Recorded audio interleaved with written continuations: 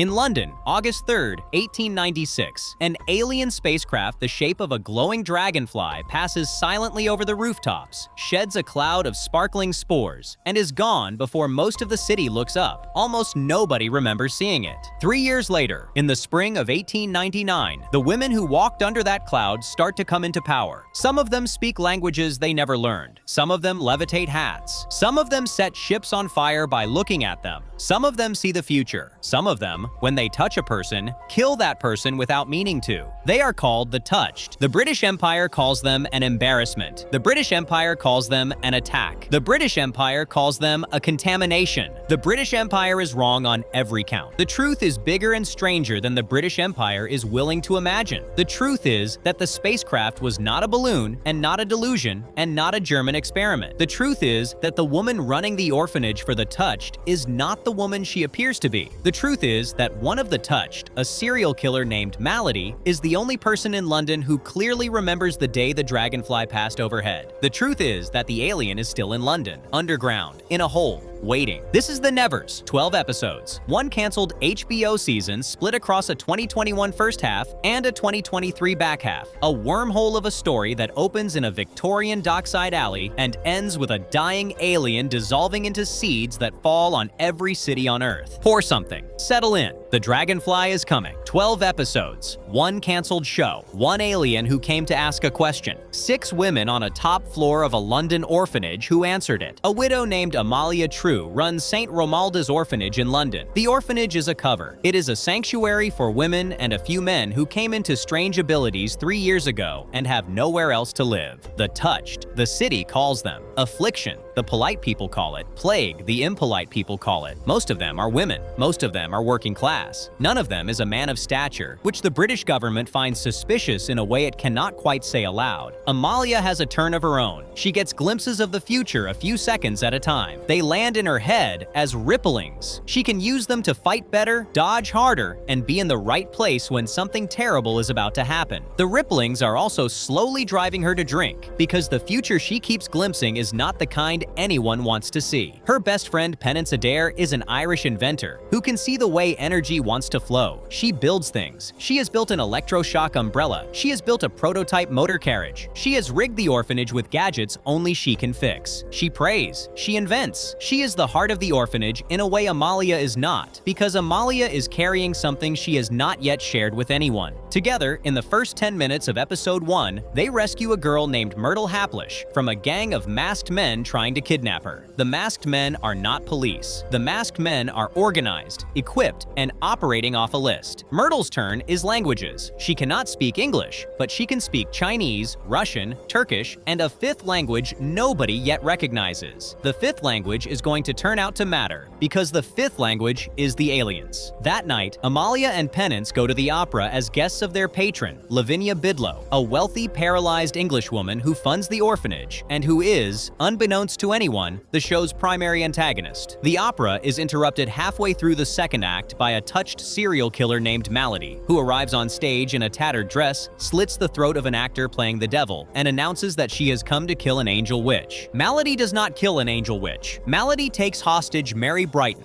a young opera singer whose turn is a song that only the touched can hear and that calms them. Amalia chases. Malady escapes with Mary into the back alleys. Police Inspector Frank Mundy catches the case. Frank Mundy is a former boxer with a quiet face and an unfortunate history. He was engaged to Mary Brighton once. She left him at the altar because she found out he was sleeping with a man on the side. He has not stopped loving her. He has also not stopped loving the man. Underground, in a basement nobody is looking at, a man named Dr. Haig is operating on a touched woman against her will. He is trying to find the place in her brain where her power lives. He thinks if he can find it, he can take it out. The body count is already in the dozens. He is not working alone. He has a boss. The boss has not been introduced yet. The episode closes on a flashback to August 3rd, 1896. A small object, the shape of a glowing dragonfly, passes overhead. Amalia, Penance, Malady, Mary, Horatio, Augie, and a small girl beside Lord Masson all stand under the cloud of falling spores. All of them forget, all of them except Malady. 3 years later, those spores are about to start asking the question they came to ask. A young Italian shopgirl named Beth Cassini accidentally levitates a hat in the middle of her department store, panics, and flees. The other girls watch her run. The owner calls the police. By the end of the lunch hour, Beth's name is on every kidnapping list in London. She picks up a flyer for St. Romuald's orphanage off a wall and copies the address. She follows the address to a house that is not the orphanage. A woman opens the door and welcomes her in. 2 masked men close behind her. The address is a trap. The flyers themselves are bait, printed by Haig's organization to catch any touched who decided to seek shelter alone. Beth is taken. Haig drills into her skull. By the end of the episode, Beth is one of the people working in silence in a tunnel underneath London, alongside dozens of other vanished touched, all scarred along the temple, all obedient, all unable to remember their own names. Up above, Penance attends Lavinia Bidlow's society party. The party is theatrically charitable. Lavinia has invited the touched as a kind of curated zoo display. She has asked them to wear blue ribbons on their dresses so guests can identify them at a distance. Penance brings 4 girls. They are told to mingle, but not to speak too loudly. They are told to amuse, not alarm. Penance meets Lavinia's younger brother Augustus there. Augie is shy and anxious and lonely in the way that only the children of cruel families are lonely. Augie is also touched. He can climb inside the mind of a crow and fly. He has been using this ability secretly since the day at the opera. Until tonight, he has not told anyone. Penance and Augie talk about electricity in a quiet hallway. He compares the way the air carries current to the way a flock of crows can move as one mind. He tells her about being in the pew at church the day his consciousness first jumped into a crow above. He has been afraid since then that one day he will jump and not come back. The conversation is interrupted by Lavinia. Lavinia pulls Augie aside and forbids him from getting any closer to the Irish inventor. Lavinia calls Penance an Irish girl with social ambitions. Lavinia reminds Augie that the family name is not for a girl like that. Across town, Amalia, working without backup, follows another rippling and confronts Malady at an industrial works. Malady has been waiting.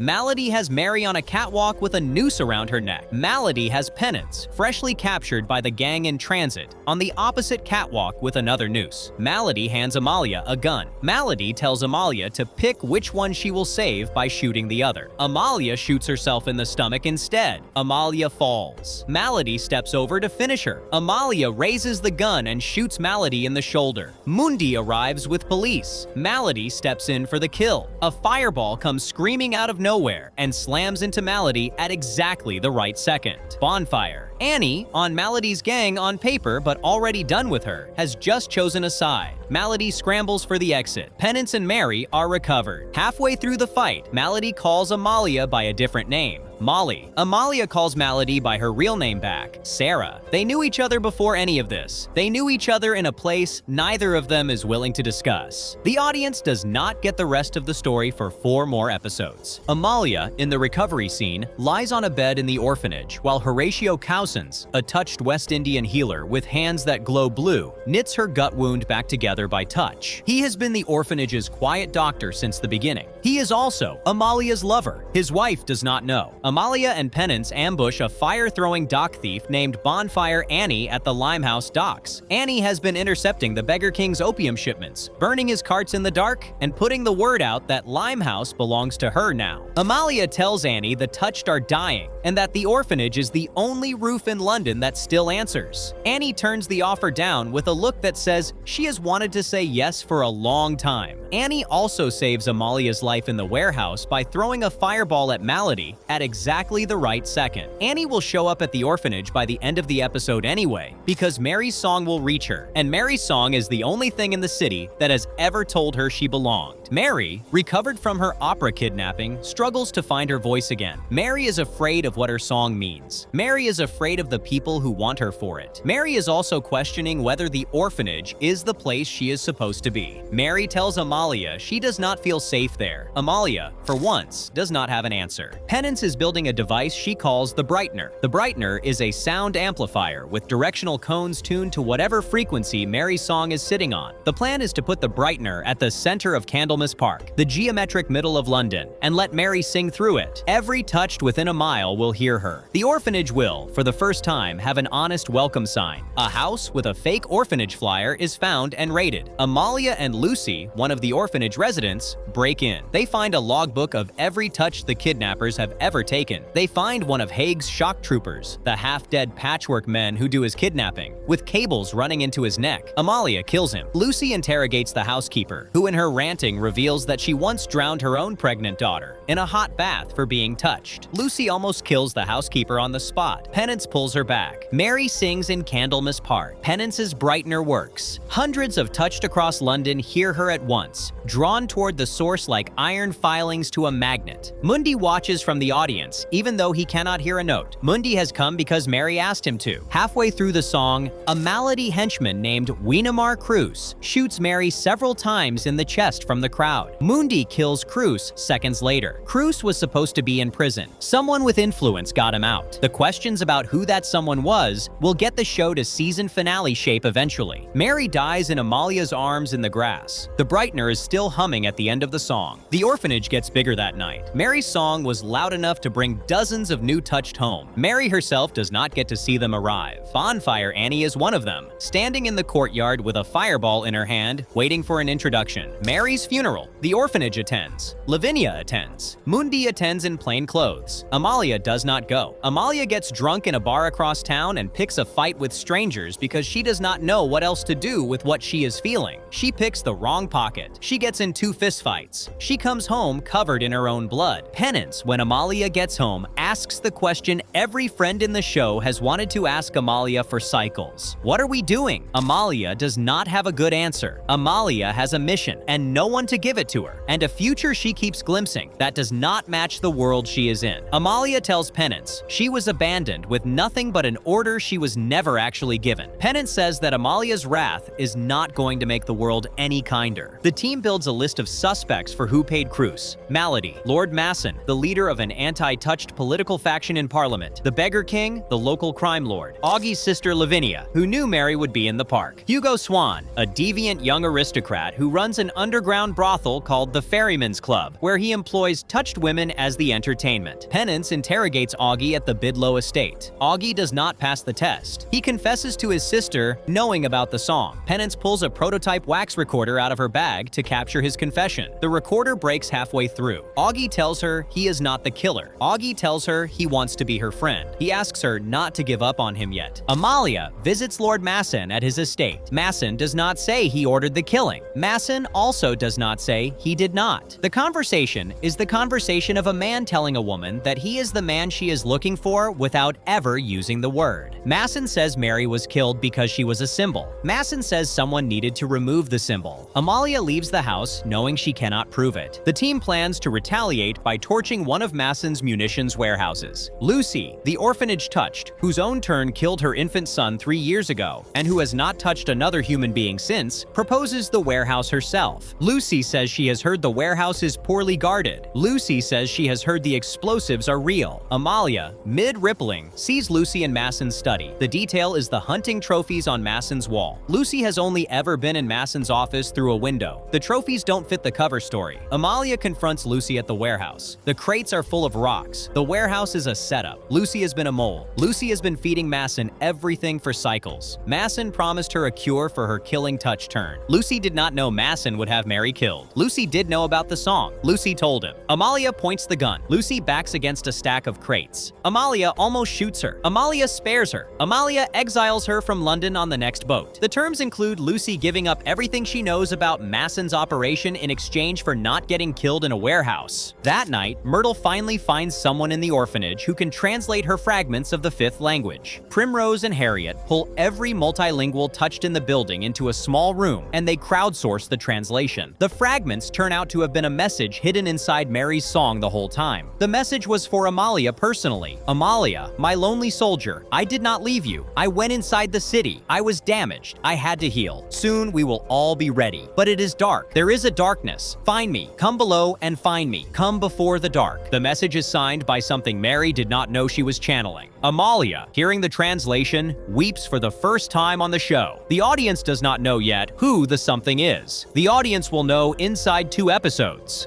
Malady is captured, tried, and sentenced to public hanging in the square outside the prison. The Touched of London rage. The papers run editorials condemning the sentence as touched baiting. A reporter named Effie Boyle writes a piece in the Clarion attacking the trial as unjust. Penance, reading Effie's piece in the kitchen, decides she cannot let another touched die without trying. Amalia does not have time. The song told her to come below and find something. She has decided that something is buried under the city in a hole that only Penance can drill. They will need every minute they have. The drill is half-built. The location, traced by Penance using a kind of X-ray photography of the city she calls a spectral acle, is directly under Grand Abbey. The military controls the surface. Amalia will need a distraction overhead. Augie has volunteered his crows. Bonfire Annie has volunteered her fire. Horatio has volunteered his hands. Su Ping is going. The drill team is 6 people deep. Penance pulls half the orphanage onto a different mission. They will save Malady. Penance is not budging. Amalia tells her to go. The orphanage splits. Half the cast lines up behind Amalia. Half the cast lines up behind Penance. Primrose, the giant girl from episode 1, refuses to choose either side. She tells both Amalia and Penance she loves them and walks away from the argument. The split is the first time the family does not move as one body. The hanging is a trap. Malady has arranged for her own execution to draw the largest possible crowd. The condemned woman on the gallows is not Malady. It is a decoy who looks like her. Malady herself is in the crowd in disguise as a sympathetic newspaper reporter named Effie Boyle. Malady has been Effie Boyle for weeks. The real Effie was the unidentified body Mundi found in the tunnel in episode 1 with bite marks and a bloody message on the wall. Malady killed Effie, took her face and her job and her voice, and wrote anti-execution editorials in the dead woman's name to make sure the public turned out for the hanging. The decoy on the gallows kicks the lever and hangs herself. Malady's gang activates an electrified barricade around the square that has been wired since dawn. The Colonel, one of Malady's men with a turn for making people believe anything, is in a tent with the master switch. Dozens of spectators in contact with the barricade die in seconds. Penance, breaking into the prison at the same moment with Harriet and Desiree while Nimble and Su Ping clear sharpshooters from the rooftops, is electrocuted by a backwash through the prison bars and barely survives. The hanging crowd dies. The Touched took the bait alongside the Empire. The Beggar King, working under Lord Masson's payroll, takes the hanging riot as a cue to send his men into the streets to burn Touched-friendly businesses and chant against the Touched. London is in active anti-Touched riot by midnight. Masson, watching from a balcony with a glass of brandy, is satisfied. Amalia, separately, fails to drill through to whatever the song promised. She gets stopped by sinkholes and the Royal Military Guards above the dig site. She comes home empty-handed. Mundi, after the hanging, looks at the body of the woman he just hanged. He notices that the woman is missing all of her toes except for the big toe. He remembers that Effie Boyle had inky fingers when she came to interview him.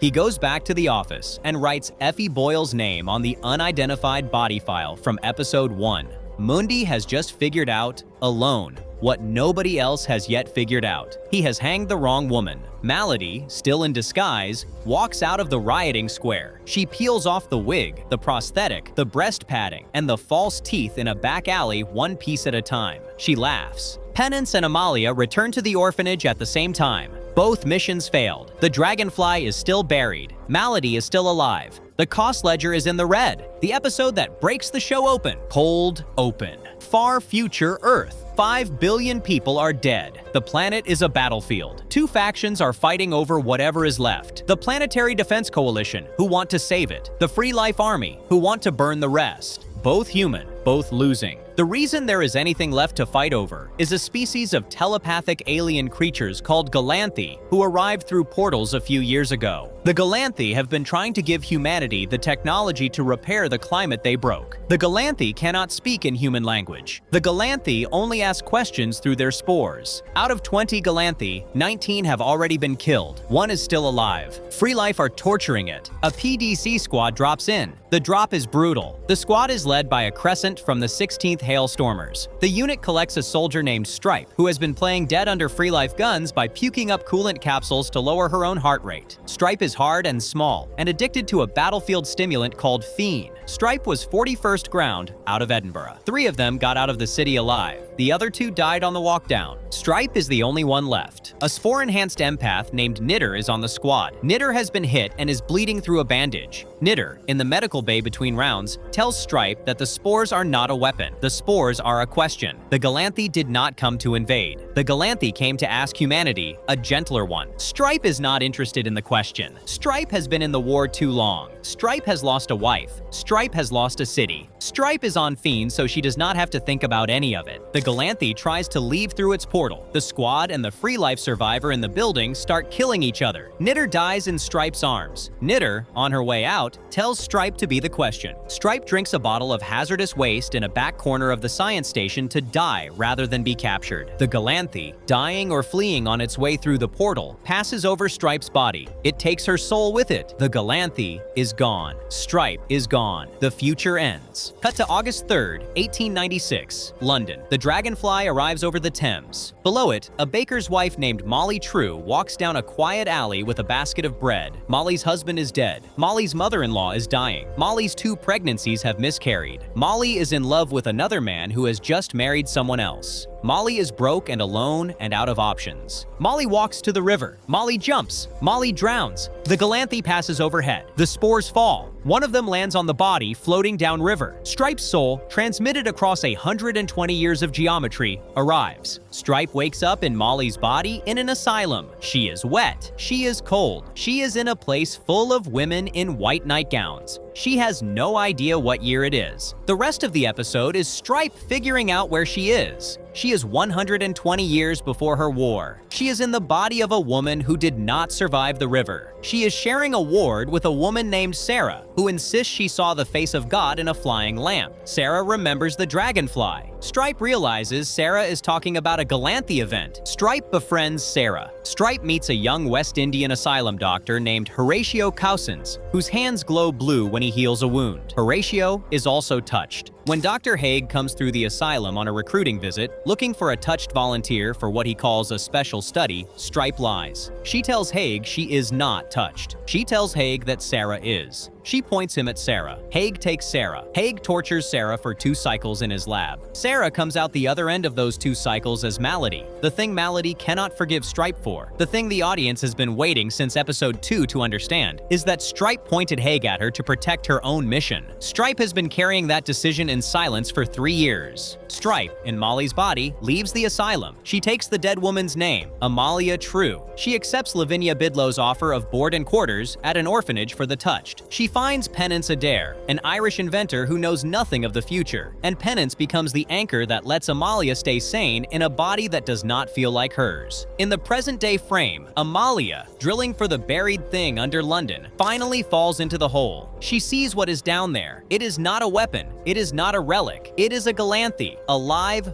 glowing, encased in a shell of its own substance, hovering above a platform in a chamber the size of a cathedral. The same Galanthi that brought her here is still alive. It is dying, but it is alive. It does not speak, it transmits. Elisabetta, the kidnapped Italian shopgirl from episode 2, recognizes Amalia from her time on the dig and uses her levitation turn to send the elevator back up before Haig's guards can catch her. Amalia comes back to the surface. Penance has just failed to save Malady. They sit together in the orphanage courtyard. Amalia tells Penance her real name, the name that was hers before any of this. Zephyr Alexis Naveen, soldier, from 120 years from now. The screen cuts to black on the words. Whedon's last episode of the show. The first half of the season ends here. This is the moment the show stops being a Victorian X-Men adventure and starts being a science fiction tragedy. The Orphanage is no longer a metaphor for marginalized people on the wrong side of an empire. The Orphanage is a refugee camp for the survivors of an alien intervention that never finished. The villain is no longer one nobleman with a parliament seat. The villain is a paralyzed sister who has been quietly running the genocide herself for cycles. With a deviant doctor in the basement and a disembodied time traveler traveler in the phone wires. The audience finds out, the cast does not. Amalia spends the rest of the season trying to explain what she has seen to people who do not have the future soldier vocabulary to receive it. The show takes a 2-year hiatus in the real world. Joss Whedon leaves the show under accusations from the cast. HBO Max keeps the production going under new showrunners. Part 2 airs in February 2023 to an audience that has spent 21 months chewing on the cliffhanger. A 2-year gap in real-world airing. The first episode of the post-Whedon back half. Whedon left the show under a cloud of accusations from the cast. The new showrunners pick up the morning after the failed hanging. Earthquakes are starting in London at irregular intervals. The buried Galanthe is calling. Every touched in the city can feel it as a low hum behind the molars. Amalia is having combat flashbacks from her future war. Her brain has finally connected to the buried alien enough that her old life is leaking through. In a parallel cold open, 3 years earlier, Dr. Haig tries to convince a council of doctors that he hears voices of the dead through the new London telephone network. The council expels him from the Royal Medical Society. Haig carries his telephone home through the streets. The dragonfly passes overhead. Haig's phones ring all at once. He picks one up. He hears his dead mother singing. Mundi tries to convince his new superintendent that the woman they hanged was not Malady. The new superintendent throws Mundi's file in the trash. He threatens to expose Mundi's relationship with Hugo if Mundi goes to the press. Mundi, defeated, walks out of the office. Amalia, with Penance pushing her, finally tells the rest of the orphanage what she is. A soldier from the future in a dead baker's body, sent here by the Galanthe to do something nobody yet knows. The wards are stunned. Some of them are angry. Some of them are afraid. They ask questions. She answers them honestly. Nimble Jack starts taking notes in a small leather book. He has been writing a touched mythology in private. The earthquakes get worse during the conversation. Amalia has to leave the room twice to punch a wall. Horatio finds Amalia at the wall. Horatio asks her to slow down. Amalia begins to undress him. Horatio holds her hands still and tells her she has no idea what he wants. Penance walks in on the conversation. Amalia leaves with Penance to follow a lead. Myrtle, ignored in the chaos, sneaks out of the orphanage in Amalia's coat and Amalia's umbrella. She gets cornered in an alley by 2 purist girls, Bessie and Nancy. The Purists are an organized anti-touch street movement, identified by pink rags tied around the wrist, financed by Lord Masson through the Beggar King. Myrtle, in the alley, stabs Nancy with a knife in self-defense. Nancy dies. The kill is on Myrtle's hands, and Myrtle is 12 years old. A cloaked figure has been following Myrtle. The cloaked figure intervenes after the stabbing. The cloaked figure carries Nancy's body into the open street, removes its gloves, and uses its death touch turn to claim the kill publicly. The cloaked figure is Lucy, exiled and quietly returned to London. Lucy makes the kill her own to save Myrtle. The police arrive and arrest her at the scene, in front of every witness on the street. Amalia and Penance break into Haig's house following a clue from a clockmaker about a piece of metal recovered from a shock trooper's brain. They almost die fighting a clockwork robot dog Haig has built for security. Penance kills the dog with a live wire. The phone rings while they are inside. Amalia picks up. A woman with Stripe's accent is on the line. She asks if Amalia ever stopped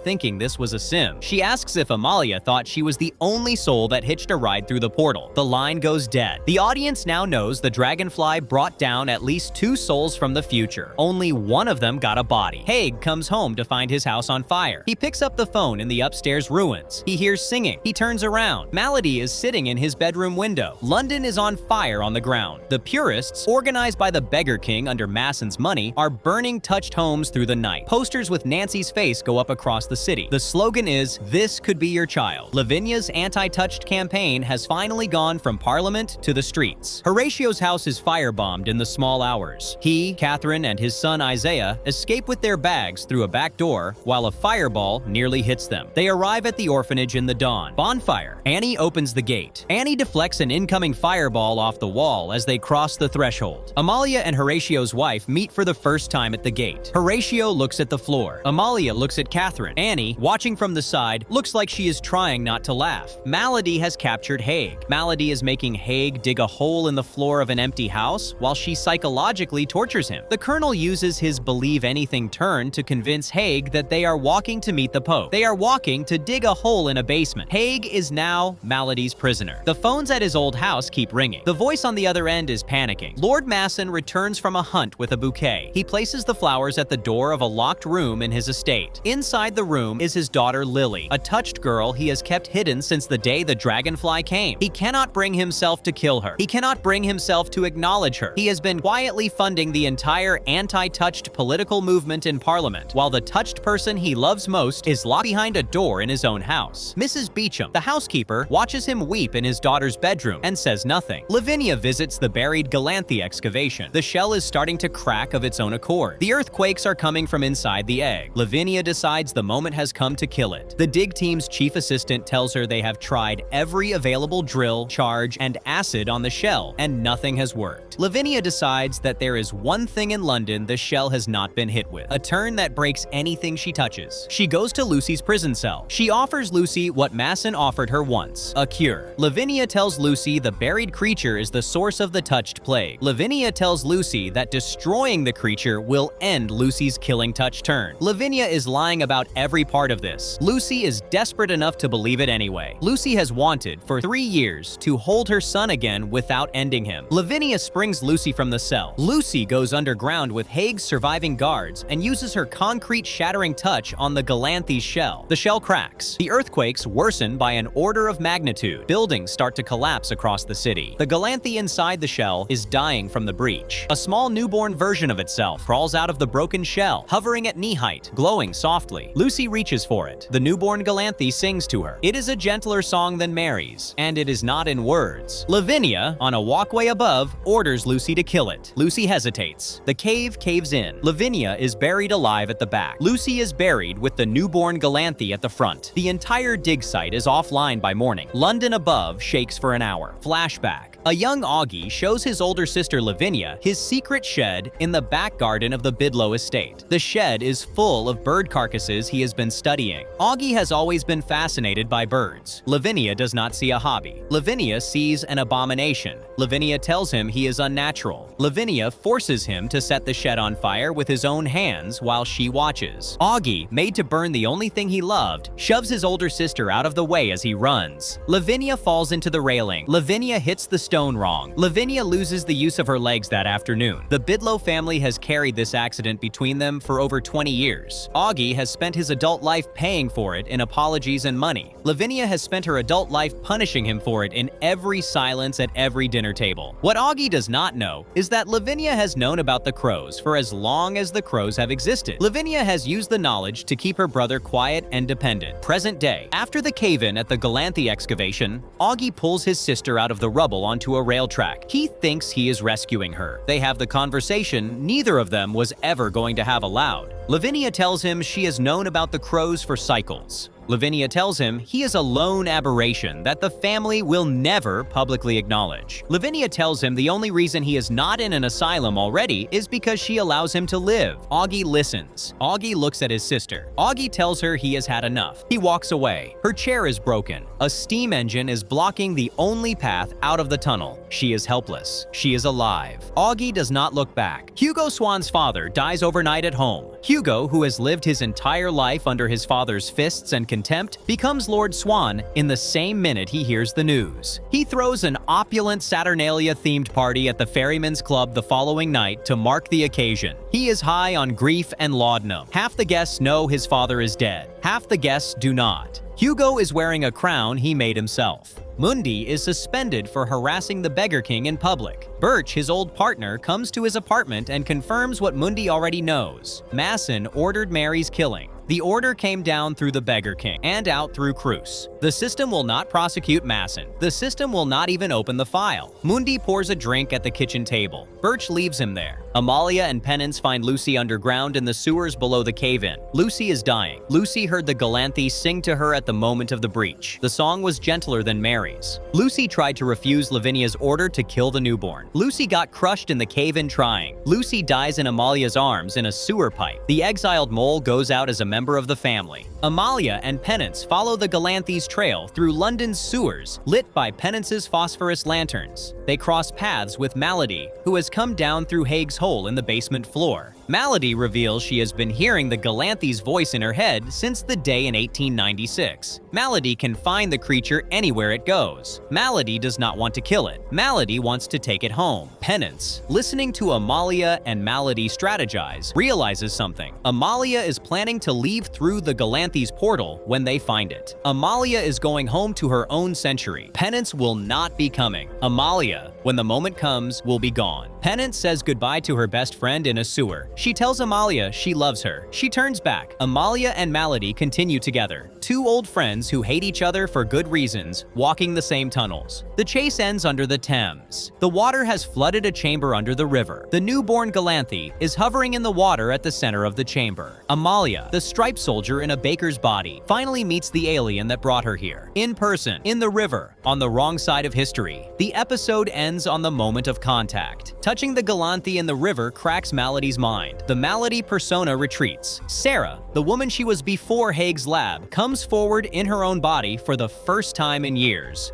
Sarah does not remember being Malady. Sarah does not remember most of the past 4 years. Sarah remembers her husband Lester. She walks home wet from the river. Lester is delighted to have her back. Lester is also the man who put her in Haig's facility in the first place to keep her quiet about the dragonfly. Lester reveals this casually, while Sarah is cooking dinner. Lester suggests, in the same conversation, that the woman they hanged last week deserved it, and that they should hang the rest of the touch too. Sarah breaks the dishes against the wall. Lester drugs her tea to subdue her, and takes her upstairs to bed. In bed, Sarah turns the conversation into a game. How long can you hold your breath?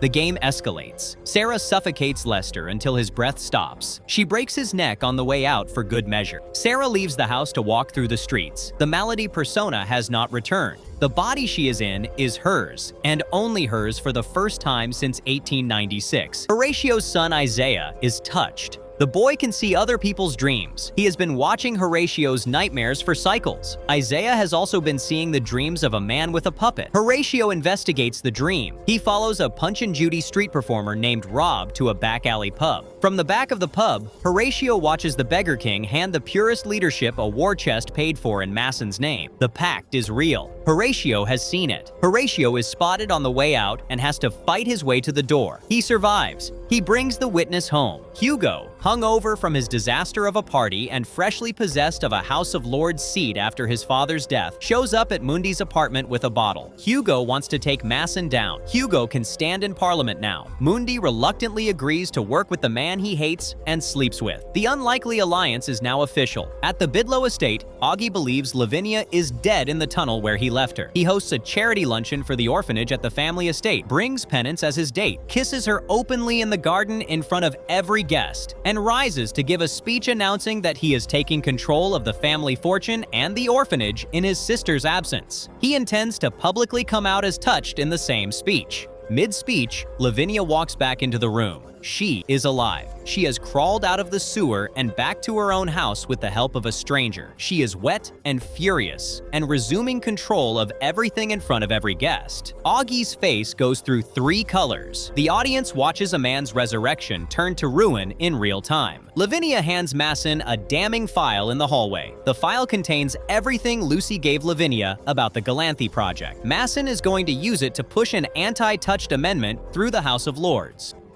Lavinia, separately, kidnaps her own brother in the carriage on the way home and arranges to have him committed to an asylum on the orders of the family. Augie escapes the carriage by killing the chauffeurs with a flock of crows. Augie is loose in London. The orphanage does not know yet. Haig, freed from Malady's basement now that Sarah is in charge, gets a phone call from the voice he believes is his dead mother. The voice tells him Penance is at the Bidlow luncheon. Haig intercepts Penance in a hallway. He whispers that he can show her something about that day in her workshop, the day everything changed. Penance, who has been working on this case beside Amalia, walks out of the luncheon with Haig to see what he has been hiding. The episode ends as she gets into his carriage. Myrtle, ignored at the orphanage and grieving Mary in her own way, runs away to join Malady's cult of Malady imitators in the streets. Bonfire Annie tries to recruit her into a more useful kind of mentorship instead. Myrtle does not stay with Annie either. Myrtle is 12 and angry and looking for a mother. The episode ends on Mundy and Hugo running a stop and frisk on Masson's men, intercepting Lily Masson, the locked-away daughter, on her way back from the asylum. They take her with them. The orphanage is about to inherit a Masson.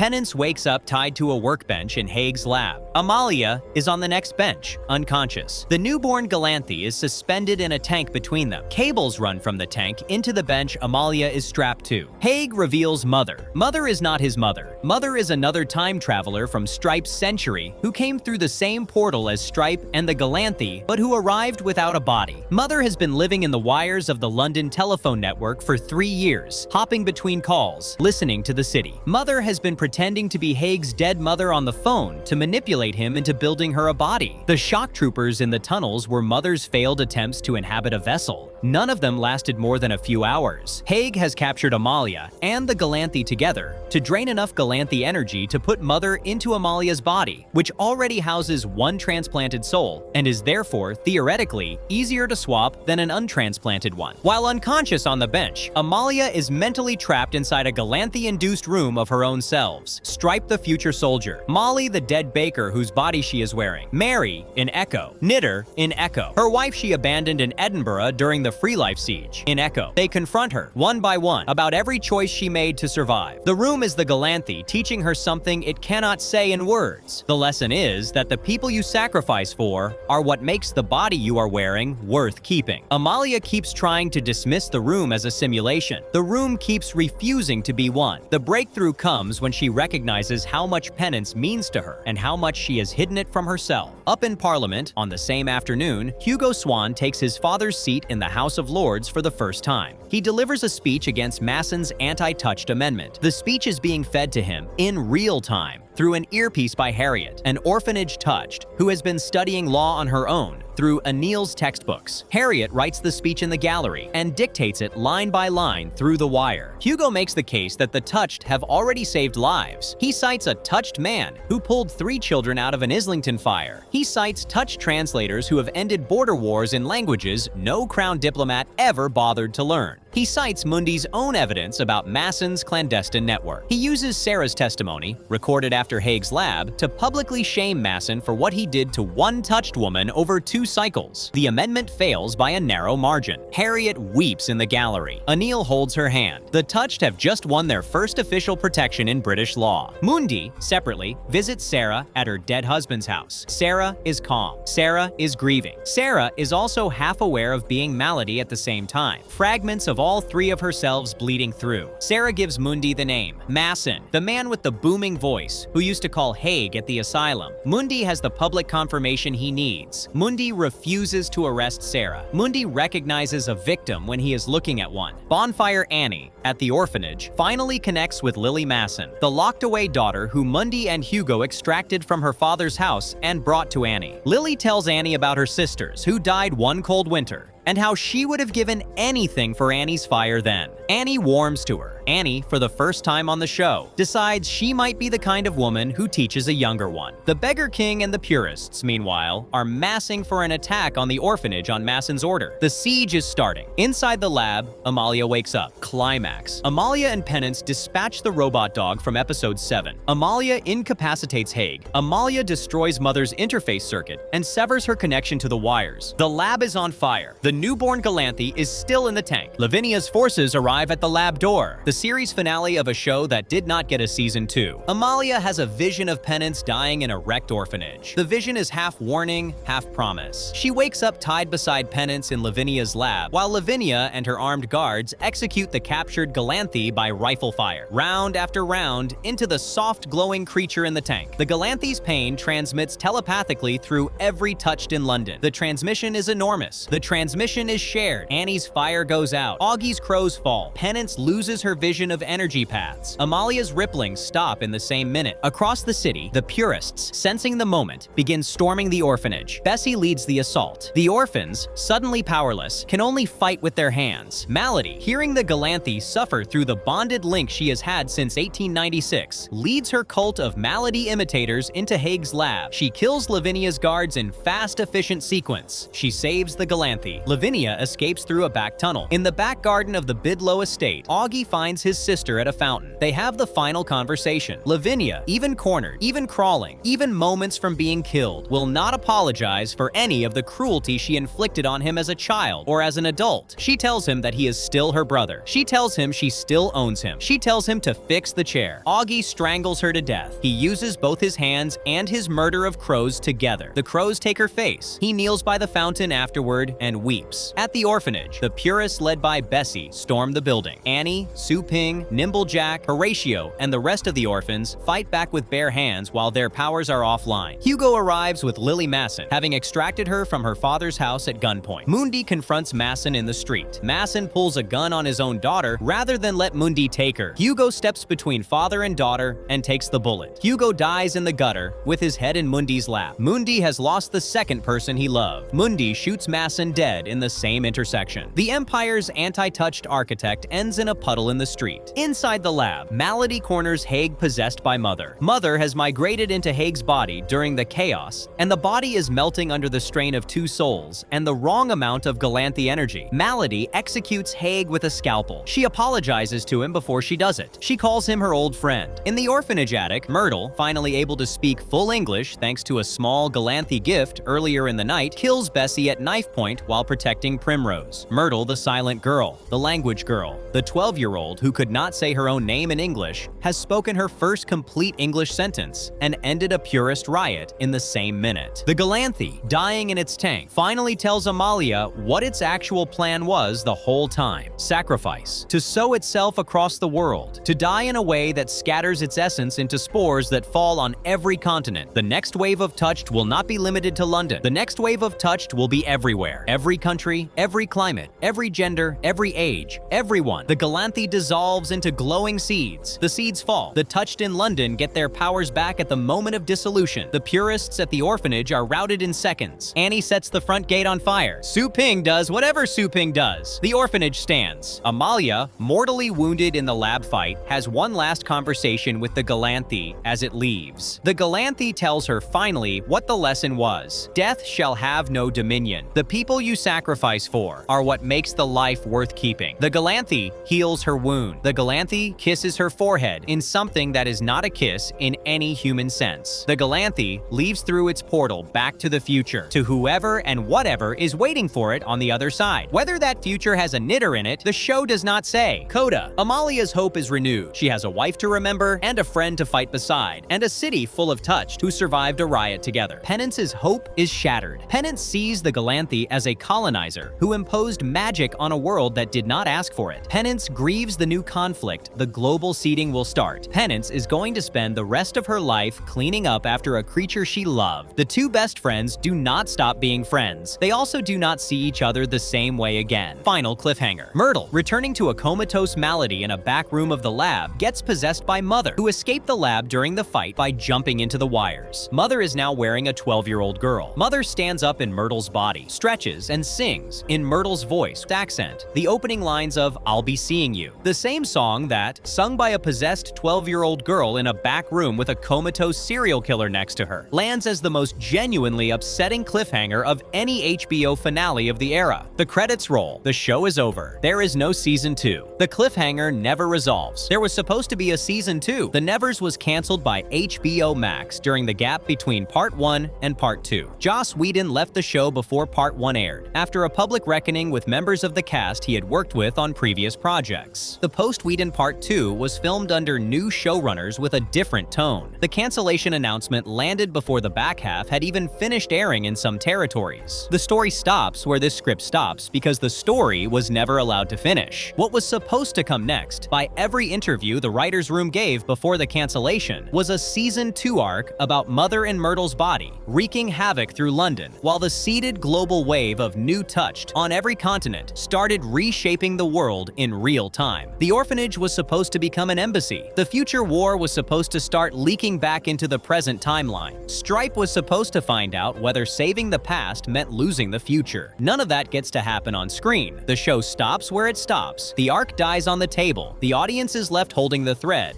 What it was, before the cancellation, was a Victorian science fiction show about an alien that came to Earth at the wrong moment in history and fell in love with the people it was supposed to save. About a soldier from a dying future who landed in the body of a baker's wife and learned how to be a friend. About a serial killer who was God's chosen because nobody else was listening. About a paralyzed woman who built her entire life around hating her brother for the accident that crippled her and who never figured out that he had loved her anyway. About a small girl who could not speak any of the languages around her until the one in her head finally became a sentence. About a fire thrower, a healer, a crow rider, an inventor, a death touch mother, a future seer, a song singer, a giant girl, a thief, an apothecary, a doctor with glowing hands, and an orphanage full of strange women in a city that wanted them dead. It was Buffy on a steam engine. It was X-Men in corsets. It was a story about how the marginalized inherit the future, even when the Empire is trying to bury them. It was good, and it was canceled before it got to be great. The audience knows who it would have been for. Anyone who watched Penny Dreadful and wanted more of it. Anyone who watched Carnival Row and felt the budget crack the wrong way. Anyone who watched the first 3 episodes of Westworld and wanted the show to keep its philosophical nerve. Anyone who sat through Buffy's weaker seasons because the friendships were worth it. Anyone who has ever loved a canceled genre show and learned not to fall too hard the next time. The Nevers was for those people. The Nevers got 2/3 of the way through what it was trying to say and was pulled off the air mid-sentence. The seeds in the show's last shot are still falling. The audience the show was for is still here. The next show is queued up on the same channel, told in the same voice, with the same kind of family at the center, and the same kind of empire trying to break them. Different decade, different costumes, same fight. The dragonfly came. The dragonfly fell. The dragonfly seeded the world. Whatever happens next, the show did not get to show us. The last image is a possessed 12-year-old girl singing a love song into a back room while her best friend lies in a coma on the floor, and the rest of London does not yet know how big the next wave is going to be. That is The Nevers. If you want the next show with that same pulse, the recap waiting for you on screen now is another supernatural ensemble that fought to be taken seriously and almost was. A different orphanage, a different family, the same audience that refused to write off the strange women on the floor. The next dragonfly is already overhead. The orphanage is still standing on screen. Amalia still has a wife to mourn. Penance is still angry. Malady is still in a coma in a back room with a small girl singing over her body. If you want the next show with that same pulse, the next recap is already queued up. Click it. The spores are falling. The orphans are at the door. I will see you in there.